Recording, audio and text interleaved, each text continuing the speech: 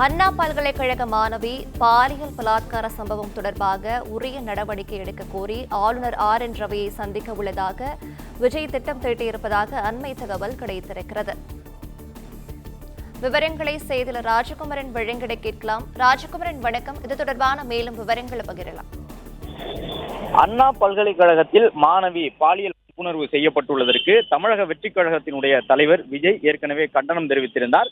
இன்று காலை கூட தனது தங்கைகள் பாதுகாப்பாக இருக்க வேண்டும் என்று வலியுறுத்தி அந்த கடிதத்தையும் அவர் வெளியிட்டிருந்தார்.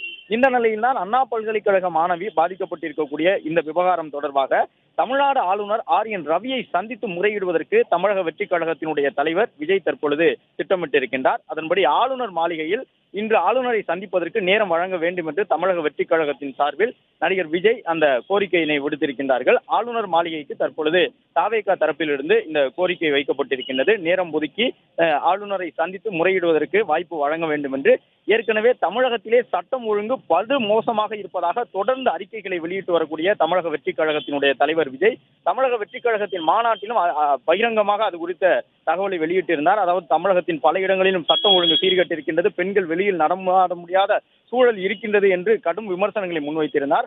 ஆளும் திமுக அரசுக்கு எதிராக தொடர்ச்சியான விமர்சனங்களை முன்வைத்துக் கொண்டிருக்கக்கூடிய விஜய் அவர்கள் தற்போது நடைபெற்றிருக்கக்கூடிய அண்ணா பல்கலைக்கழக மாணவிக்கு எதிரான பாலியல் வன்புணர்வு சம்பவத்திலும் தன்னுடைய கோபத்தை வெளிப்படுத்தியிருந்தார். ஏற்கனவே ஒரு அறிக்கை வெளியிட்டிருந்தார். அது மட்டுமல்லாமல் இன்று காலையும் கடிதம் எழுதியிருந்தார். தன்னுடைய தங்கைகள் என்று குறிப்பிட்டு அந்த கடிதத்திலே அவர் எல்லா சூழ்நிலையிலும் நிச்சயமாக உங்களுடன் நான் உறுதியாகவும் அரணாகவும் அண்ணனாகவும் நிற்பேன் என்ற கருத்தை அவர் தெரிவித்திருந்தார்.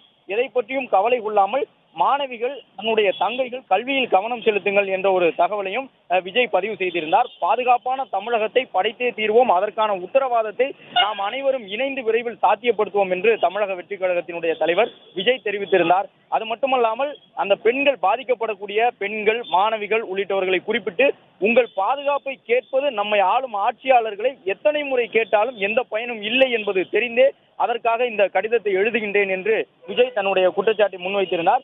இந்த நிலையில் தான் அடுத்த கட்டமாக ஆளுநரை சந்தித்து நேரடியாக முறையிடுவதற்கு தமிழக வெற்றிக் கழக தலைவர் விஜய் திட்டமிட்டிருக்கின்றார்.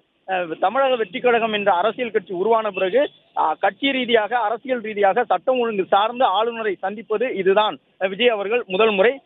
விஜய் தரப்பில் நேரம் கேட்கப்பட்டிருக்கின்றது. ஏறக்குறைய 11:30 மணிக்கு பிறகு சந்திப்பு நிகழும் என்று விஜய் தரப்பில் கூறுகின்றார்கள். என்றால் ஆளுநர் மாளிகை தரப்பில் இன்னும் நேரம் உறுதி செய்யப்படவில்லை என்ற தகவல் வெளியிடப்பட்டுள்ளது.